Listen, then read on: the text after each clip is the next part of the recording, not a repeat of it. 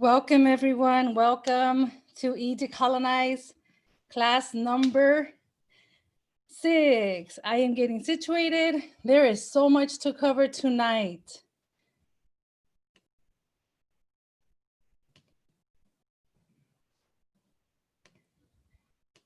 Welcome everyone, welcome to E-DECOLONIZE class number 6. Welcome everyone, welcome. There is so much to cover tonight.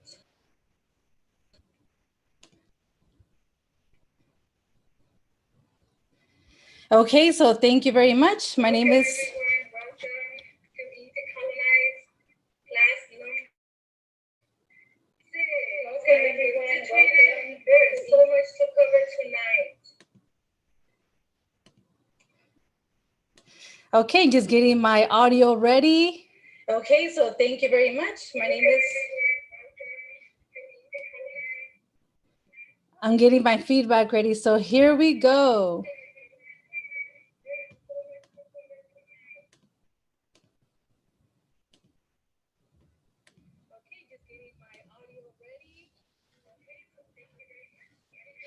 Okay, everyone, I hope you're all settled in. I was running around trying to get some last minute sources on my research here tonight. There is so much to cover. So let us begin. Okay, everyone, I hope you're all settled in. I was running around trying to get some last minute sources on my research here tonight. There is so much to cover. So let us begin. Okay, so as you know, E-DECOLONIZE, it is a free online course. I do this, it's gonna be for 10 weeks. Today is week 6. It is from 7 to 8 p.m. Pacific Standard Time. I am very grateful for you all that have tuned in. I have a lot to share with you.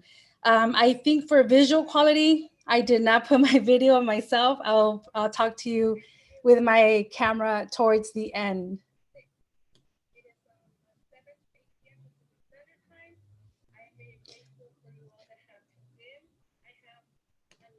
So to begin, as you know, the class norms are the following. I want to create a safe space for everyone. I want to make sure that we centralize Native and Indigenous and Brown folks. I spend a lot of time and energy to prepare my lesson plan, and I do it with a lot of love, a lot of dedication, because I believe in democratizing education. I believe that we should all have access to this information. So the knowledge that I have gained from being an activist, from being self-taught, and lastly from academia, I'm combining all of that to present to you this information. I have a zero tolerance policy for hate speech. I do not allow any racist, sexist, anti-LGBTQ, colorist, anti-Black, anti-Indigenous. You know, I have a strong community of students, and I really, really hope that my students who are here, that you can help me monitor this. I can't always see all the comments as I'm teaching.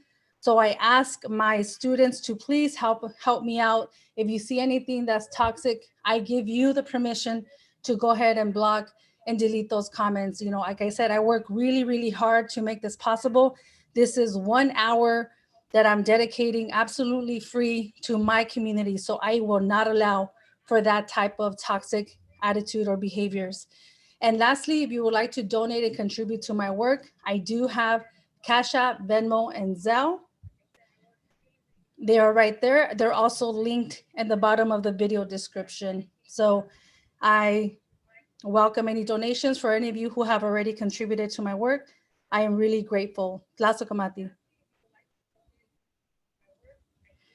And as you know, I'm very interested in hearing your perspective, your feedback on my teaching. I do offer a Google form that you can complete at the end of every lesson. I like to get to know my students. I like to know your views. I am always looking for ways to evaluate my content and my approach. So please fill out the Google form. It really, really helps me out. We're going to do this. I'm always looking to improve. So please help me. It's a Google Doc already attached at the end of every video description.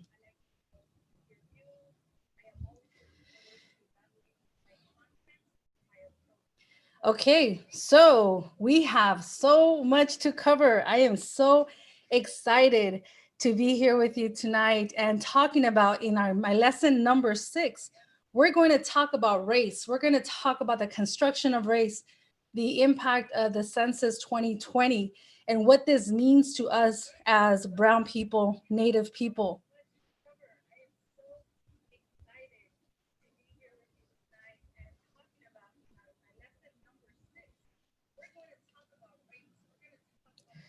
So let's talk about it. So before the ideas of race emerged, what has happened? By the 1600s, what was going on? How was the world moving? What was the global perspective on race? Well, by this time, European invasions were at a global scale. They were looting, they were violating, they were invading, they were massacring indigenous people worldwide. We have genocides and slavery of indigenous people. We have European massive wealth and the establishing of white colonies. And how do they justify this treatment of brown and black bodies? How do they justify the constant violation, the constant terrorism of these bodies, of these lands, of these resources? And as we know, the actual idea of race came after. The actual ideology, the scientific studies of this came way later.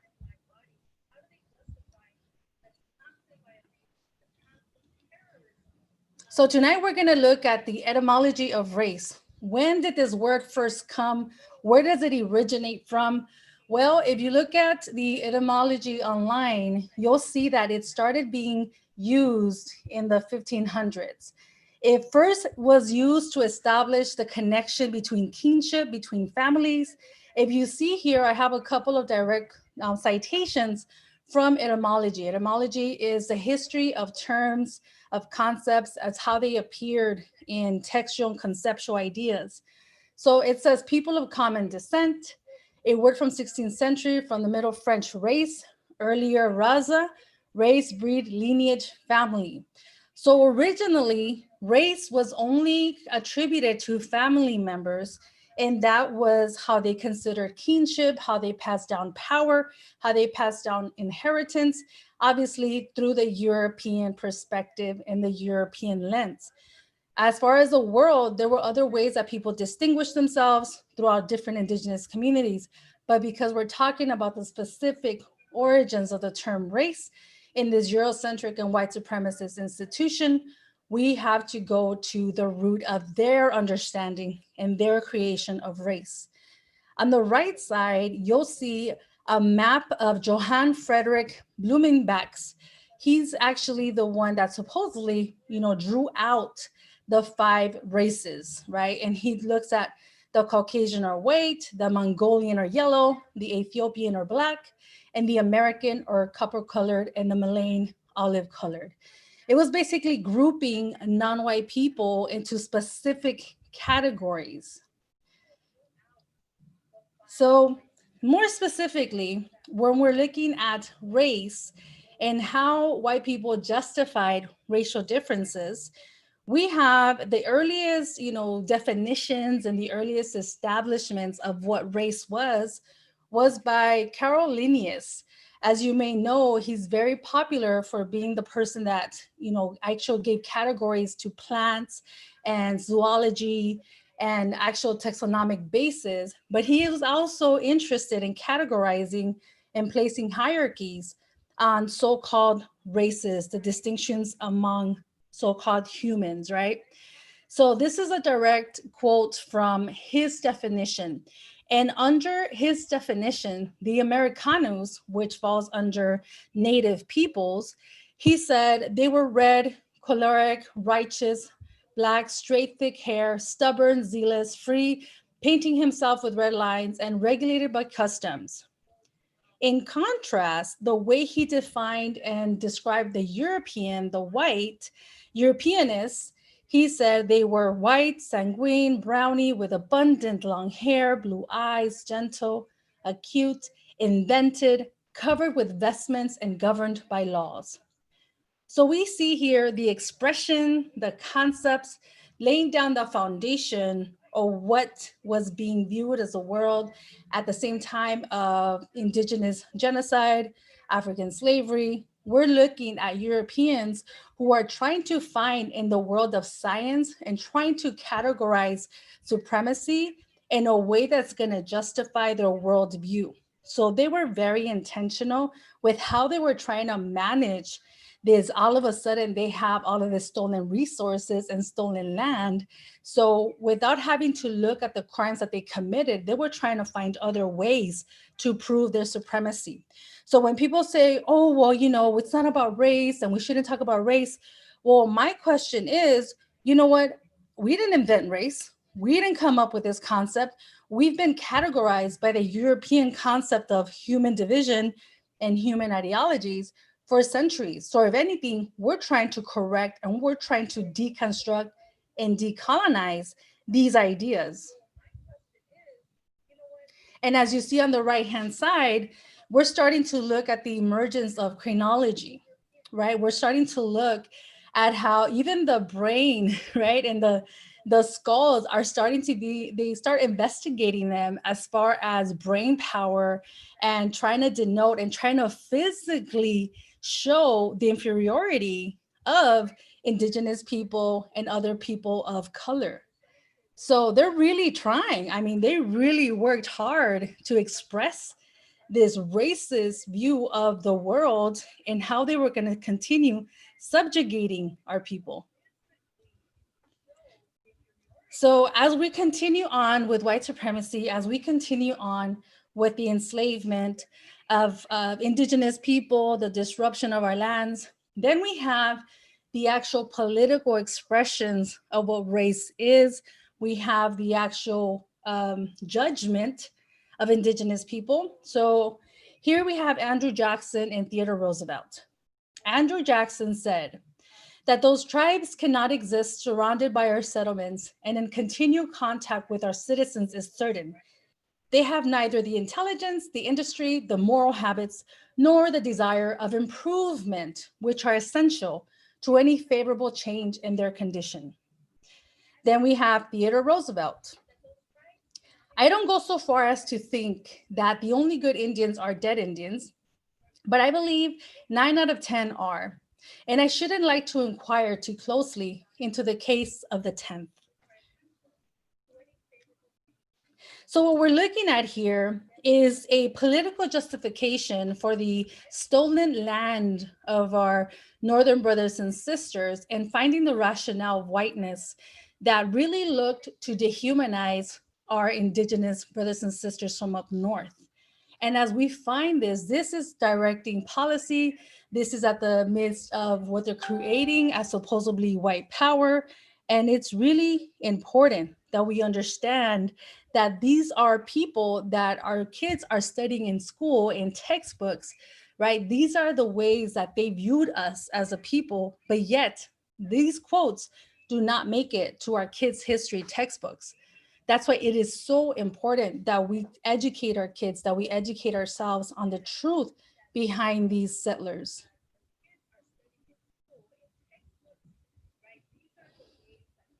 So now that we're talking about establishing the colonial country of the United States, let's get into the racialized nations centralizing white power. So the whole idea that the United States is a democracy, that it was established and all this, let's look at this a little bit closer, okay? So let's talk about how after invading and killing 95% of the indigenous population, the European settler government stole ideas from the indigenous people of what they called New York, excluding Black and indigenous people. Instant wealth by stolen lands and peoples in slavery and the theft of ideas. So this is very interesting, right? Because they're always talking about how, oh, the Enlightenment period and how they were so, inspired to create democracy. It's a bunch of lies. It's a bunch of lies. Not only did they disrupt, kill 95% of our population, not only did they enslave Africans, not only did they butcher and steal the resources, they also stole ideas, tons of ideas and concepts from Native communities. I cannot speak about the US Constitution without sharing that the US Constitution is a stolen idea from indigenous concepts of government. This idea of a constitution actually comes from the Haudenosaunee, who are called Iroquois. But from how I've been educated by my brothers and sisters in the Haudenosaunee and Onondaga, they've taught me that it's not Iroquois, that it's Haudenosaunee, and that it's Onondaga. And so they have an actual confederacy of indigenous people. And this is how the US government stole these ideas to establish their constitution.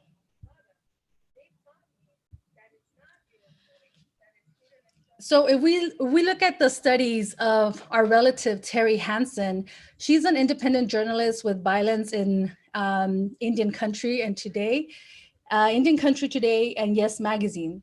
She did a great article and talked about how the ideas of the Haudenosaunee Confederacy were stolen and used in the actual US Constitution. Now, I don't have too much time to talk about other ideas that were stolen from Native people, like the ideas of feminism and other things like Marxism. But for today's class, let's talk about the US Constitution. If you see this illustration here, on the left side, you'll see the Constitution that was actually called the Great Law of Peace from the Haudenosaunee. And it talks about how they viewed power and how they viewed self-government. They're talking about restricting members of holding more than one office. They talk about how they remove leaders within the Confederacy, how they designate branches of legislature and the passing of laws. It also talks about the power to declare war, and they talk about the balance of power. Now, these are ideas that I don't know if you remember, but like in history, I remember being told that this was the ideas of American democracy and this whole new nation. And so it's very interesting that we are never told about the indigenous ideas that actually were stolen and used to create the US Constitution. So not only did they steal land and kill 95% of the population, they actually couldn't even come up with their own government. They couldn't come up with their own ideas of government.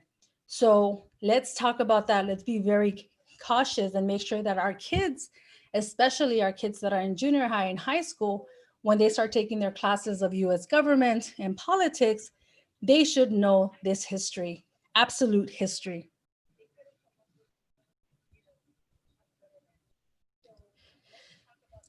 So I wanted to talk about race and I wanted to talk about the US Constitution because we have this development of inclusion and exclusion.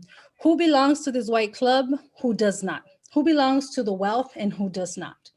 And now that we're talking about the US Census, before I get into the US Census for tonight, I wanted to talk about the history of the US Census, right? So the first US Census was in 1790. And they had 6 questions to answer.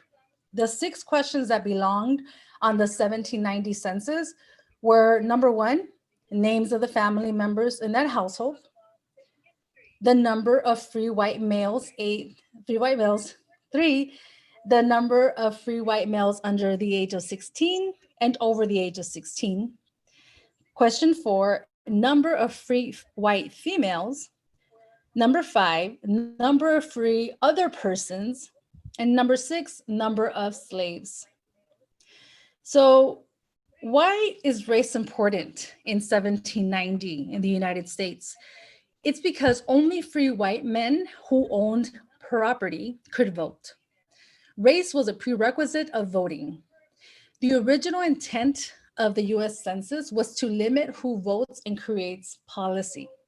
They didn't consider slaves fully human. They were considered 3/5. We had to be very, very mindful of that. So this is how they actually kept up with white supremacy. And they tried to give a demographic and try to delineate how they were gonna give out this stolen resources among themselves.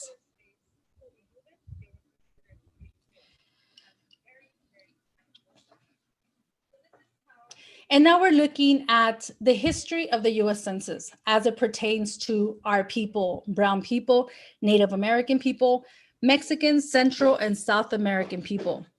I actually looked at the archives of the US Census, and I have listed the link in the video description. Everything that I reference in this video, as I always like to do, will be included in the video description. I want to make sure that you're able to read for yourself the research that I'm presenting to you. I think being able to be transparent and to give you access to the sources and citations is vital in the way that we are decolonizing, right? We want to make sure that we all have access to this information. So how has the US government navigating the branding of brown people, right, in its government? So let's go to 1900. The very first sample on the top left side, you'll see that the option was color or race. Very generic, right? It just said color or race and sex. Those were the questions pertaining to race on the US Census in the 1900s. Let's fast forward to 1960. In 1960, the question of race said, is this person white, Negro, American Indian, Japanese, Chinese, Filipino, Hawaiian, part Hawaiian, Aleut, Eskimo, etc. So we always have to be mindful of the things that are happening in this colonial country always impacted the way that they included or excluded certain ethnicities and nationalities from the census. So now let's go to 1970. In 1970, the questions were about race. It said, fill one circle. If Indian American, also give tribe. If other, also give race. So as we know, white is always the first one. White is always the first option, which is visually what we're looking at whiteness and we're looking at demographics and racial hierarchies.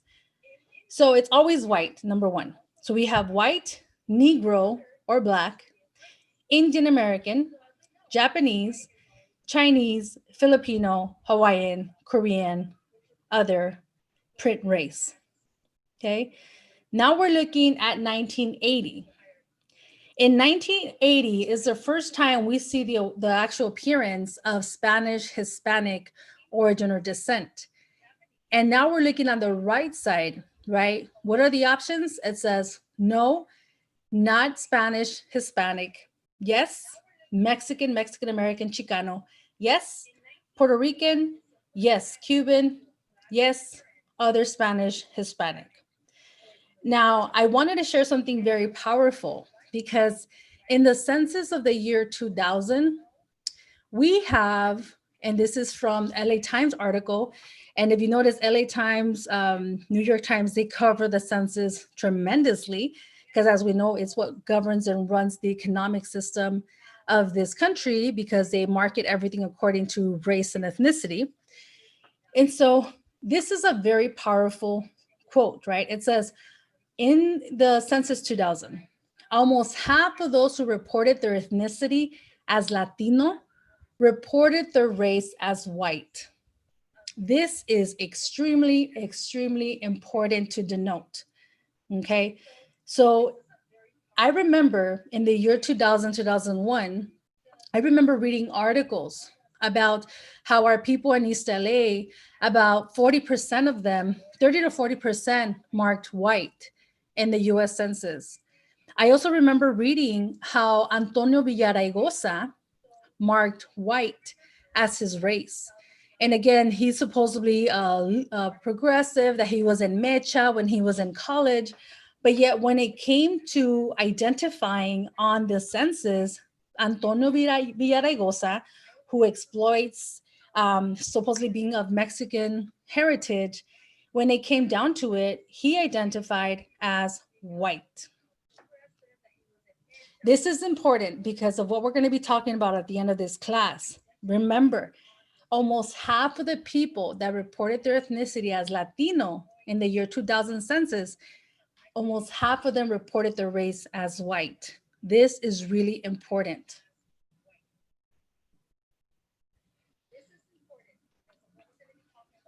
I want to give a shout out to my brother Witiyolo, who actually told me about this very, very powerful case. Okay, in this book, and I could not put the actual book on here. I will tell you the book right now. In the book, let me look at it here.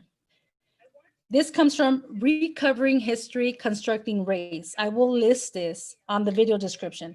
This is powerful. Okay, so as you can imagine, in the US Southwest, after one thief, right, the Mexican president, Santana, which was not Mexican, he was Criollo. Once he sold the land and it was exploited by President Poe of the United States, our people that were actually living here, that were under the actual nationality of Mexican, they were in limbo, right? According to the Plan de Guadalupe, the Treaty of Guadalupe, they had 1 year to decide if they were going to stay being Mexican national citizens or if they were going to become American. This is really important. This is where it happens, okay? This blew my mind. So shout out to my brother Witiyolo for giving me information on this case. In 1897, the case of Inre Rodriguez, an indigenous Mexican man, was applying for citizenship, okay? He had been here for about 10 years. This was in Texas. He had been here for about 10 years, and he wanted to apply for citizenship. Well, the naturalization attorney, A.J. Evans, said the following about his case. He said, the applicant is a native-born person of Mexico, 38 years old, and of pure Aztec or Indian race. Now it's clear from the appearance of the applicant that he is one of the 6 million Indian unmixed blood. If an Indian, he cannot be naturalized. This is a powerful, powerful case. We have a Mexican who is applying for citizenship, right? He was promised from the Treaty of Guadalupe Hidalgo that they were able to gain naturalization. But at this case, Mexicans were naturalized. I want to let you know there was a limbo area. So if you were light enough to pass as white, there was no problem with gaining citizenship. But then when it came to cases of our people that were more darker colored, because in the US government, American natives were not allowed to be citizens, that's when Mexicans were racialized as indigenous and were forbidden being citizens. He was able to overturn this, they appealed it, and he gained citizenship. But I wanted to show you the terminology, the verbiage that was used against our people. Right. And it's very interesting because when Rodriguez fought this, he said this. He said, in his defense, Rodriguez argued that although his ancestry was Indian, he no longer practiced Indian traditions and knew nothing about the culture. Okay, so this is powerful. We have the Texas naturalization attorney saying, you know, this person is Aztec. This person is pure Indian. He can't be naturalized. He's Indian, right? Then we have other cases where Mexicans were naturalized. And so they used that limbo and color as a way to determine who could be naturalized and who could not. It's really, really, really important. I tried to find pictures of Rodriguez. It was really, really hard. So the closest I found I found this primary source that's a part of the New York Times, and that it talks about what happened in this case. And it says Mexicans are placed outside the category of aliens being free, white persons and aliens of African nativity, and persons of African descent to whom the naturalization laws apply, according to the federal code Judge Knight ruled.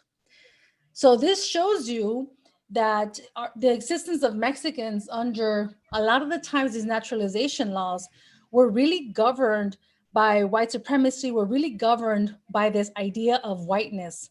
Can they be considered white? Are they too dark to be considered white? So then if they're not, then they can't be citizens because they're actually native people. And so this kind of shows you kind of the juxtaposition that Mexicans were in at this time. In this case, it's called, if you want to look it up, in the case of Rio Rodriguez, 1897. I've tried, there are books about this. Like I said, this comes from the book that Brother Witiyolo pointed out to me, and I will include it in the video description. And notice the term. I'm going to read this quote one more time before we go on to the next slide. This applicant is a native-born person of Mexico, 38 years old, and of pure Aztec or Indian race. Now is clear from the appearance of the applicant that he is one of the 6 million Indian unmixed blood. If an Indian, he cannot be naturalized. Attorney A.J. Evans. What this also shows us is that the US government, that Texas was looking, and they also kept track of the ethnic population of Mexico. They were actually very aware of what was happening there. So it's very interesting, right, that they're able to even bring up the Aztecs, right? They're bringing up the Aztec. This is 300 years after the invasion. This is something that they understood who we were as indigenous people, right? And this whole idea of whiteness, I was always confused as to why so many of our people didn't identify as Mexican. But if you're looking at the policies and these laws, how it was used against our people systematically, it makes sense to me why there's so many of our people that, especially the older generation, have a really hard time with embracing being indigenous, right? It's a systemic repression of who we are. So now that we looked at race, we looked at the beginning of the census, we looked at the fact that the Constitution is a stolen idea. We're not going to look at more current concepts, right? So if you look at the origins of the term Hispanic, the historical meaning, under Merriam-Webster, the definition of Hispanic is one, of, relating to, or being a person of Latin American descent, and especially of Cuban, Mexican, or Puerto Rican origin living in the US. Or point two, of or relating to the people, speech, or culture of Spain.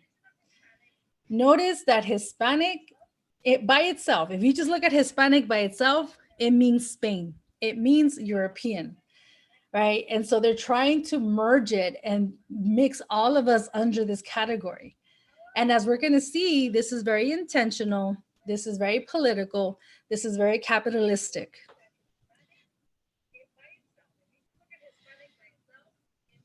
Now, I'm going to focus on the Southwest because that's where the majority of my research was. And I was always curious to know who were the Californianos or the Californios. You know, this is something that comes up in a lot of films. It's something that I know growing up, I heard people talk about it, especially like the second, third, fourth generation Mexicanos that I knew. And so the political definition of a Hispanic and Spanish person really comes from the early Spanish colonies in the US Southwest that led to the cultural and racial identity, you know. And like I said, I didn't know much of the Southwest and how it identified with Hispanic. You know, there's a lot of other ways that it was reenacted and it was brought back. But this is interesting, right? Because if you notice, I know a lot of people from Texas and a lot of them from the Southwest, and they're very anti-Mexican. They don't identify as Mexican. They say that they're Tejanos. They say that they're Californios. There's this huge disdain for being Mexican or being anything close to indigenous. And this happens all over, but this is what I found specifically true for the actual invaders of the Southwest. So check this out. The Spanish invasion and settlements in areas now in the US Southwest, right, it wasn't around the 1800s is when they started to distinguish the Spaniards from the brown Mexican people, right? It is at this time that you see this new rise of identities to kind of separate the Europeans to the Mexicans. For example, in 1850, the Mexican identity was viewed as inferior and it was avoided. It was stigmatized, it was taboo. And an example of this is that the Spanish elite, right, the initial invaders of Spain that came to the Southwest, the initial invaders, which we have the criollos here again, the Spanish elite later identified themselves as Californios as a way to distinguish themselves from Mexican nationals. They did not want to have anything to do with Mexicans. That racism between the status, the class of Mexicans was very, very big reality at this time, right? And then we have the emergence of the gold rush, which brought back the immigration gave rise to more anti-Mexican racism and anti-indigenous racism. So particularly in the so-called US Southwest, we see this rise of disgusting attitudes towards our people.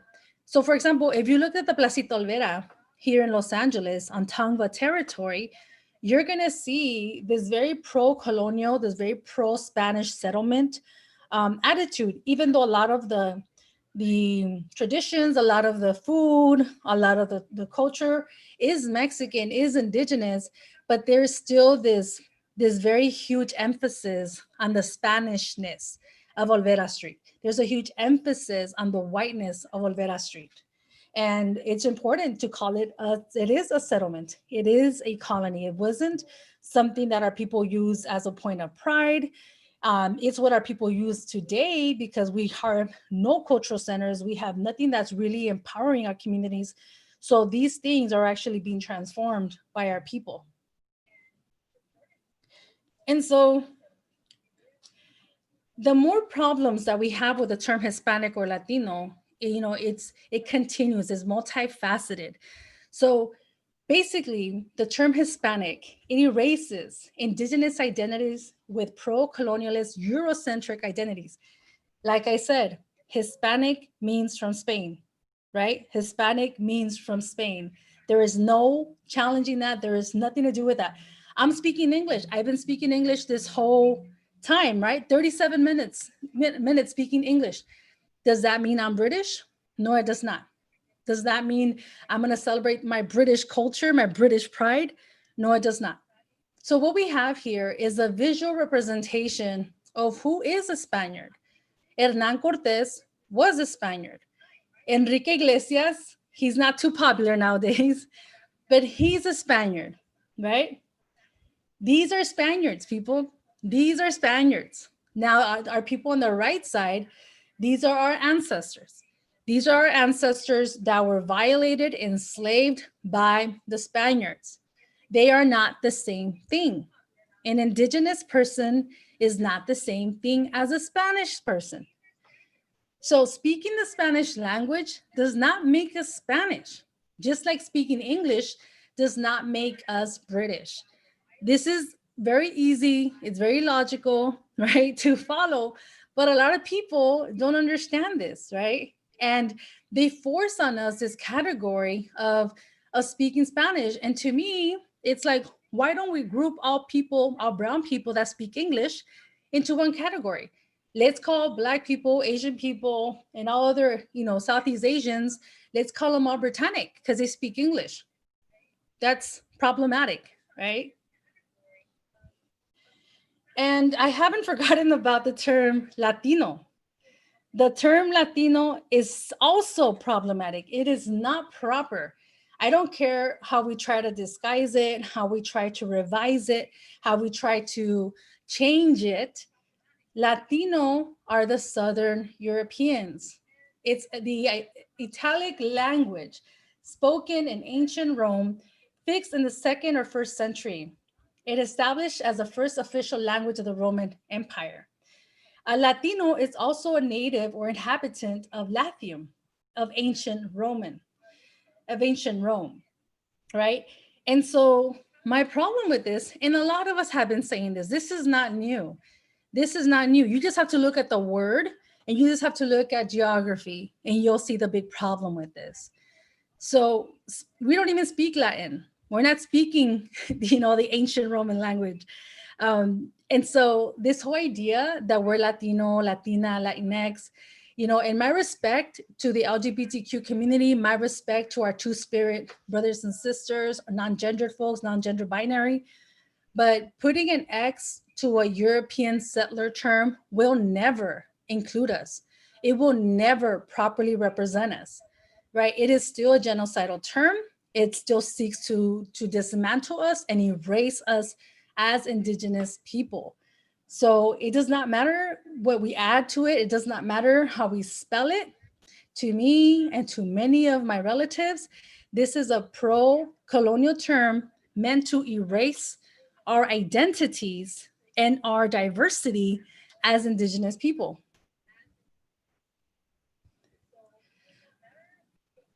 So just to remind everyone, now that we're going to get deeper into this, blood quantum is white supremacy. If you remembered from my lesson number 3, where we talked about the fraud of the concept of mestizo, you'll remember that blood quantum was a way to add a hierarchy in Mexico as a way to rationalize whiteness and to center white men as the progenitors of culture, power. And if you are interested in learning more about this construction, please look at lesson number 3. We really unpack it in that session. And I also have tons of videos on my YouTube channel that gets into this. So let's be very mindful that blood quantum is white supremacist. So now that we talked about Hispanic, we talked about Latino, let's talk about how they're used. Besides it being pro-genocidal, besides it being completely racist against our people, let me tell you that it's also pro-capitalist, as if I had to say that, right? But it's pro-capitalist because it seeks to homogenize all of us, right? It wants to homogenize our people that speak Spanish to supposedly portray an illusion. Okay. And then again, why isn't this done to English speaking brown people? Why isn't this done to English speaking brown and black people? Right? There is a very capitalistic view of our market. And if you look at any marketing approach, any marketing conference, any brochure, you will see that they really investigate how they're going to rationalize, how they're going to racialize, how they're going to racialize the public, right? And so what we have here is says by grouping up people who speak Spanish in one group, corporations can target one audience at the same time and therefore maximize exposure and profit. I'm going to present a book that's really powerful that talks about this, and we'll get into that right now. But look at this, right? On the right-hand side, right here, we have, it's called the Hispanic Backpack. And it talks about what is the market about, how it benefits, and how much money you can get by actually marketing, you know, these so-called constructed Hispanic people.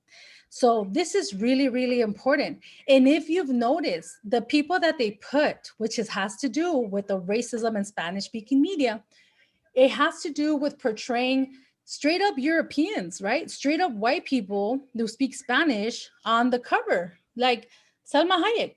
She's not even Mexican. She says it herself. She is Middle Eastern and white.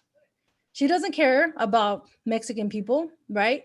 And she's given this role, and she makes a big deal about it, saying, oh, she's gone through a lot, that she doesn't get hired. Imagine what our people go through. Our people who are Mexican, Central American, South American, our people who are from our population, the racism they face in the media and the media industry. So, you know, let's stop this little lie that we are generic and that we have everything in common to do with Europeans who speak Spanish, because we don't. I recently, you know, I've been talking about this for a long time, and I'm sure a lot of people have as well. But check this out, right? It shouldn't take much. We all know this. We all know this, right? We have this is Spanish-speaking media, this whole idea of, you know, Hispanos, Latinos, okay? This is what Spanish-speaking media is portraying, right? This man right here, forgot his name, he made a complete racist remark against Michelle Obama, right? He made a disgusting remark about her, comparing her to an ape, okay? On national television, had no problem. Yes, he was fired, whatever. I think he was rehired or worked somewhere else. But he had the audacity to say that on national television. Well, it's not a surprise if you're watching a bunch of novelas from, Europeans who are born in Mexico, and some of them are directly imported into the media industry and entertainment industry, right? And so like this actress, she's of French descent. She is French, and I'm not sure what other European lineage. So yeah, so even if they're born in Mexico, they are still carrying the elite wealth and the elite blood ties of white supremacy. Okay. And down here, we have all these crazy sports shows on Telemundo and Univision, especially around the World Cup. Look at the portrayal of so-called Latina women. Look at how they portray women from Ecuador, from Mexico, from Central America. This is how they portray the Latina, right? It's a very white, it's a very Europeanized version of so-called Latinos. And then over here, obviously the novelas that get recycled. This guy straight up blonde. I mean, he was already blonde. He has bleached hair. He has bleached hair, and then you can even by just looking at this image, you can already see, right? This guy is darker skin, and he has like he works in the ranch, and this guy is light skin, but he's more dressed up. His t-shirt is all the way buttoned up. Even that in itself is showing you a racial narrative, right? So yes, we need to call out the anti-racism, I'm sorry, the racism in Univision and Telemundo for being anti-indigenous, for being anti-Black, and for nationalizing and making it normal for our kids and our Spanish-speaking family to accept this racism. So all of this, right, to talk about the census of 2020, it's really important. We are in the year 2020, and as you know, every 10 years, the US does a census, and people have problems with it, and I understand. But to me, this is a way to hold these governments, these local governments, accountable of resources. If they say this is a democracy, if they say that everyone gets the resources, well, we need to make sure that our people are getting the resources that they need, that we get the clinics that we need, that we get the access, and that schools are made available within our communities. So I understand that part of it, right? So we're going to talk about what is the census now. We're going to talk about what are the resources distributed and how is race portrayed in the US Census. A lot of our people have questions about this right now, and this is a really perfect time to unpack this. So first and foremost, what is the census, right? The Census Bureau is the largest statistical agency of the US. All people living in the continental US, Alaska, Puerto Rico, Hawaii, Pacific Islands are to be counted. And this determines how many representatives each state gets, the number of seats each state of the House of Representatives. These statistics are used by federal agencies to distribute more than $675 billion in federal funds. It helps communities plan for a variety of needs, such as new roads, schools, emergency services. It helps businesses determine where to open places to shop. So as you can see, this impacts the way our communities get funded. But my particular interest in this is, okay, it determines how we get funded, but who is we? Who are they talking about? Who are they including? And how has this changed since 2010? And so and it's important to see how they categorize. And as you always see, white is always number one. It's not in alphabetical order, white still, after all these years, is still the number one category for race. So according to the US Census Bureau, race is a person's self-identification with one or more social groups. An individual can report as white, Black, or African American and Asian, American Indian and Alaska Native, Native Hawaiian, and other Pacific Islander, or some other race. Survey respondents may report multiple races. So how does this impact our people in particular? And by saying our people, I'm talking about Mexicans, Central South Americans, Native Americans. What happens here? Where do we fall in this discussion? If we're looking at the last census, you're looking at the so-called white majority, right? So-called. And remember how many of our people marked white in the 2000 census. This is why this is important to look at, right? So this could be very false alarming, because there are some people that say that by 2050, right, 2050, 2050, that we will be the majority in the entire settler country known as the United States. And if you look at the census and the quote that I gave you from the year 2000, more than half of so-called Latinos identified as white. So this has to be challenged, right? Because our people, in our ignorance, in this whole pressure of whiteness as a status, then this has to be debunked. And how is it debunked? If we actually identify as Native. Now let's look at the 2010 census compared to the 2020 census, right? Not much has changed here. Okay, what we're looking at is questions 8 and 9. In 2010, it said person of Hispanic, Latino, or Spanish origin. Question 8 here, person of Hispanic, Latino, Spanish origin, that stayed the same, okay? This is what confuses a lot of people. And even with my own family, I had to talk about this because, you know, because we see the word Mexican right here, or maybe Puerto Rican or Cuban, because we see that in our mind, we think, oh yeah, well, that's me. And we click that, right? Or we check off here, not understanding that this is a subcategory of a very dangerous and racist term up here. Okay, this is very confusing. A lot of our people do that because they feel, okay, well, I am Mexican, so, you know, I'm gonna mark off Mexican. But what I like to tell people is that you have to take a look from up here, right? This is the foundation. This is the overall category that Mexican falls under, okay? Very, very important. So then I would say for myself, I would mark no, not Hispanic, and now let's talk about race, okay? Like I said, a lot of our people marked off white, okay? A lot of our people marked off white because they feel that they're not indigenous, they don't have a native tradition, they don't speak a native language. So all these reasons why they mark off white.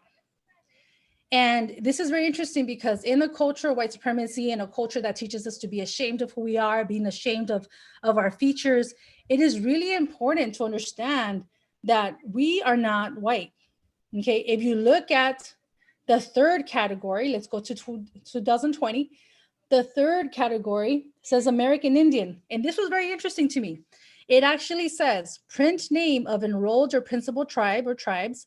For example, Navajo Nation, Blackfeet tribe, Mayan, Aztec, native village of Barrow Iroquois, traditional government, Nome, Eskimo community. So notice over here, it only said print name of enrolled or principal tribe. But a lot of our people, and let me tell you this, a lot of our people marked indigenous and they put the Mexican Central American indigenous groups. So what does that tell you? That they were forced to understand and consider those numbers in their census, which is why you have now a more inclusive, you know, terminology in tribes and nations under the term American Indian. So here, let's talk about what are the possible answers we can put. This is my personal survey. As you can see, no, I'm not Hispanic, I'm not Latina, and I'm not from Spanish origin. So I marked no.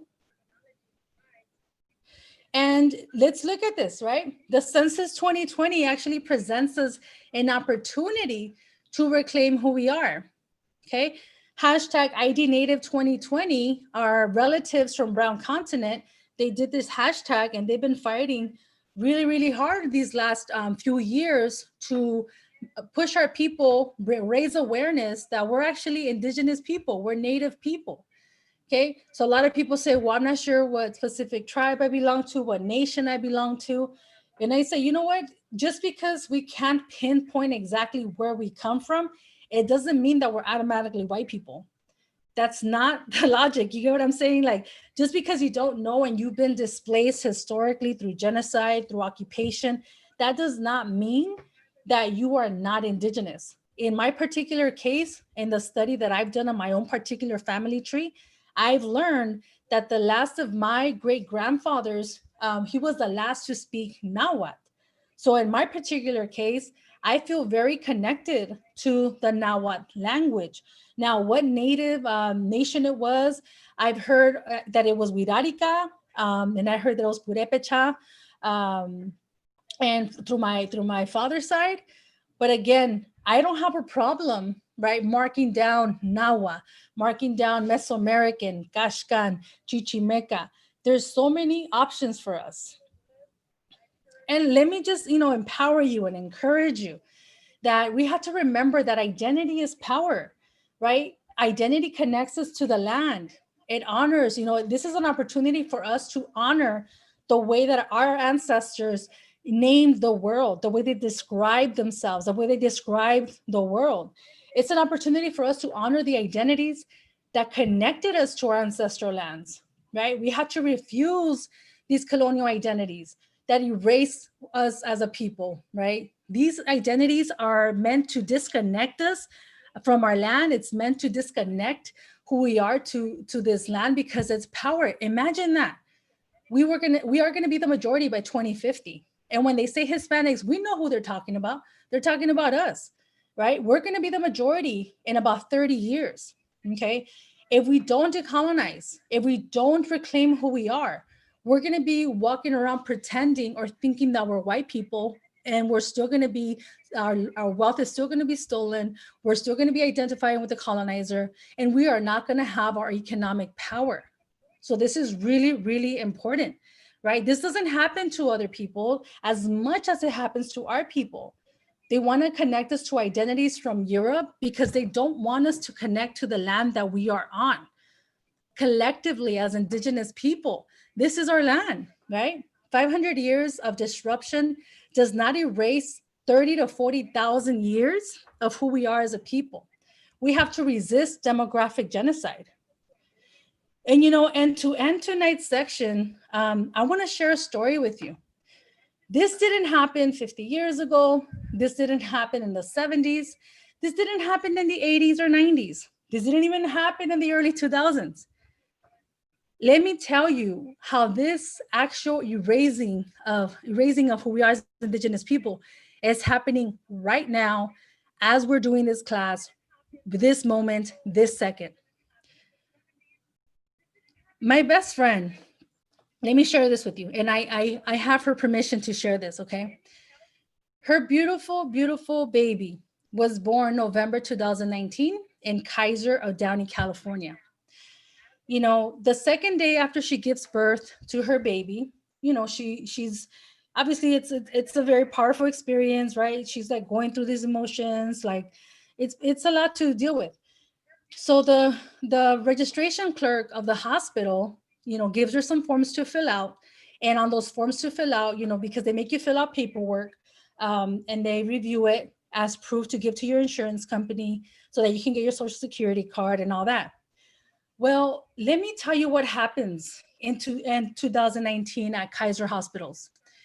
My friend is decolonized. My friend she's very assertive in who she is and who her kid is. And, she has a strong connection to who she is in her identity.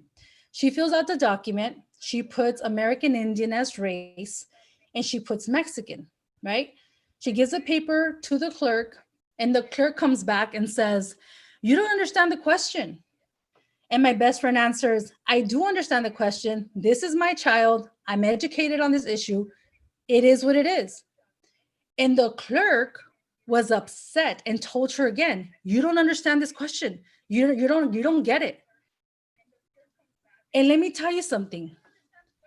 This clerk was also Mexican, right? She was also Mexican. So what she did, she went back, this clerk, right? This Kaiser clerk went back and she changed it to Hispanic. Okay, my friend's looking at correcting that. My friend's making sure that that's going to get fixed. But let me tell you, this is happening. This happened last year, not even a year ago. Okay, and this shows you the part of self-hate, the conditioning that we are in. My best friend just gave birth to her child. Okay, she gave birth to her own child. She knows her child. She knows she's Native. She knows she's Mexican. She wrote that in the paperwork. And a Mexican sister in the hospital comes back and tells her, no, you don't get it. You don't get it. And she puts Hispanic. Now, this also happens in the census data collecting. Okay, this happens a lot.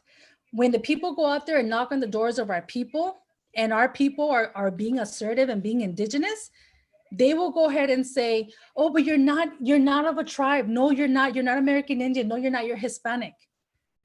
This tells you that there's a problem here. There is a problem here. Okay, I spoke to my mom about this too. I was born at Martin Luther King Hospital. Okay, and I asked her, Mom, did you fill out paperwork? She's like, no. She's like, they just put white under everything. And she's like, when you go into a hospital, you're already going in with pain. You don't have the mind to like be filling out this paperwork. And so a lot of these nurses and clerks take it upon themselves to steal your right as a parent to assert your identity. And because of their own self-hate, in this case, we have the erasing of our identities and culture, right? This is what we're up against. Where Kaiser Permanente, right, prides itself as the most modern, as the most resourceful hospital, actually has clerks that are going around dictating what the race, ethnicity, or whichever culture of that child is. This is what we're up against. This is why it's important for us to understand who we are, for us to decode and decolonize. And just to leave you with this, a lot of you may have questions. A lot of you still want to learn more. I welcome you to check out. I have tons of videos. I've been fighting this. I've been challenging the whole Hispanic or Latino thing for 23 years. On my channel, I have tons of videos. On my Facebook page, I have tons of videos on there. I did a great video with Citlalli from speaknawa.com. We did this video in Spanish and English. So check it out, share it with your family. And I also want to invite you to check out the collective from browncontinent.com. Sorry for the typo. They have great work. They have a website, an Instagram, a Facebook, and I believe they even have a TikTok now. So check out their work as well, browncontinent.com.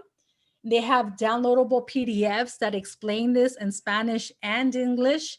It's really, really powerful information. So check it out. And please talk about it. Please fill out the census. If it's something, it's like I said, it's an opportunity for us to reclaim who we are and for us to make sure that we don't get erased into whiteness, because that's what they want to do. They want to erase us into whiteness so we no longer acknowledge our land, and so that they think that we are illegals here when we are not. We are on our ancestral homeland, and we're not going to allow colonial terms to keep separating us and disconnecting us from our land. That was a lot to cover, everyone. Just to invite you, please fill out the Google form at the end of this class. I want to hear your thoughts. I don't have much time for questions. As you can see, there was so much to present.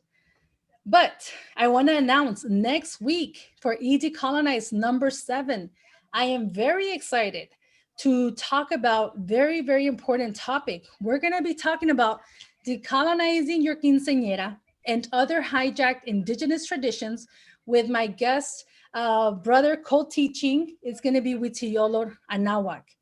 It's going to be amazing. It's going to be powerful. It's going to be intense. This is something that we had talked about because a lot of our people, we don't understand that the European system of occupation, they really worked hard to forbid, to make sure that they outlawed indigenous traditions. But a lot of us don't know that what we think is Catholic and what we think is Christian is actually indigenous at its core, but it's been hijacked and it's been colonized in order to fill in the white supremacist colonization perspective. So join me next week, next Friday, with my brother. We're going to be co-teaching. Both of us are going to get into this, and we're going to be talking about, where does a quinceañera come from, right? Where does this concept come from of a quinceañera? You will be shocked of how many Native traditions, how many Native communities actually practice this. This was not new to us. And the piñata, we're gonna also unpack the piñata. The piñata is indigenous. The piñata comes from our history, our heritage, our cosmovision as indigenous people. And lastly, please fill out the Google form. It really, really helps me. It gets, I get to know you as my students. I get to hear your questions, your feedback. I'm always looking for ways to better my approach. And it's really, really important for me. So please check that out. I am going to,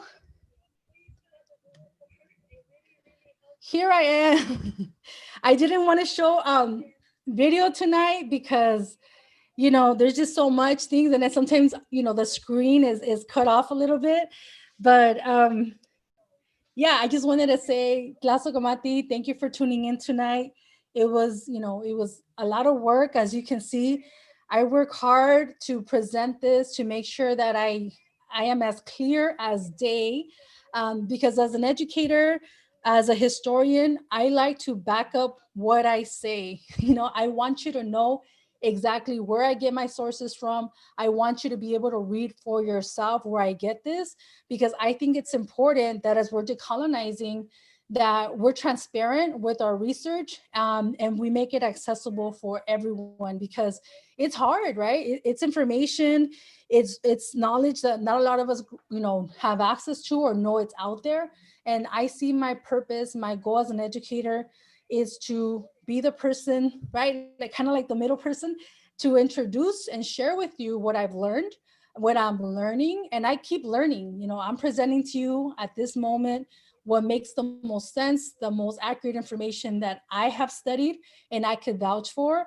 And like I said, the books I recommend, they're not perfect. I don't believe any source is perfect, but I think that's where the challenge, lays. It lays in us being able to be critical about what we read, about how it's presented, and just to make sure that, that we offer that. So that's why I'm very passionate about this. I'm very passionate about making sure that everyone, regardless of your educational background, that you have access to this information. Because like I said, I've been on this journey for 23 years. I'm still learning. A lot of it I was self-taught. And luckily, by the time I made it to academia, by the time I got my master's, I already had a very clear idea, right, of who I was and where I was up against. So, all right, with that, I will leave you now. Thank you so much for tuning in. Stay tuned for next Friday. I have a co-teacher. We're going to talk about decolonizing our quinceañera, decolonizing bautizos, decolonizing all these things that we think are Catholic and Christian, but no, they come from our culture and our history. So everyone, I appreciate you sharing space with me tonight. Please fill out the Google form. Please let your friends know about this, your family, and let's keep having these conversations. It's really, really important that we decolonize, that we indigenize, and that we become critical about how we are being exploited financially, culturally, and demographically. So with that, everyone, have a beautiful night, have a beautiful weekend, and take care of yourself and be safe. Let's keep decolonizing. Have a good night, everyone.